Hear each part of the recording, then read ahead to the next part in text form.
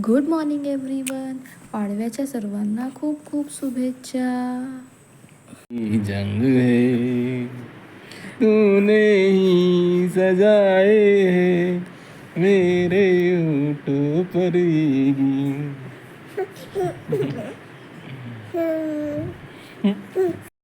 या गाण्याशी श्रीषा आणि तिच्या बाबांचं काय कनेक्शन आहे काय माहिती. ते गाणं ऐकलं की श्रीषा इमोशनलच होऊन जाते आणि डोळ्यातून पाणी आणते. आज होता पोळ्याचा पाडवा, त्यामुळे आमच्याकडे चिकन बनणार होतं.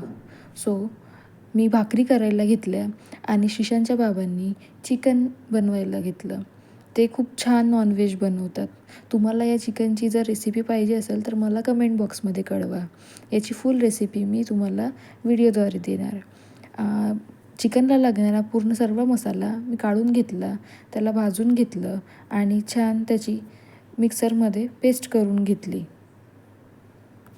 श्रीषाच्या ताईचा कॉल झाला, त्यानंतर तिची झोप पण झाली. झोप झाल्यानंतर बाबांसोबत मस्ती. त्यानंतर तोपर्यंत चिकन शिजायला आलं छान आणि त्यानंतर मी त्याला फोडणी दिली सुहाना मसाला टाकून. तुम्हाला कुठला मसाला आवडतो ते मला नक्की सांगा. आमच्या नागपूरमध्ये वाघमारे मसाला खाल्ला जातो, बट तो पुण्यात मिळतच नाही, त्यामुळे ऑप्शन नसल्यामुळे आम्ही सुहाना मसाला यूज करतो. आणि हा आहे भाजीचा फायनल लुक. वा, किती छान दिसते आहे भाजी, चमचमीत एकदम. सर्व स्वयंपाक झाला आणि मी किचन कंप्लीट क्लीन करून घेतलं. श्रीषाची आता ती वेळ आली आहे बाहेर जायची. सायंकाळ झाली, छान आम्ही रेडी झालो तिघही आणि आम्ही निघालो श्रीषाला फिरवायला. बाहेर बघा झाडं किती छान फुलली आहे. मी आणि आई समोर निघालो श्रीषाला घेऊन.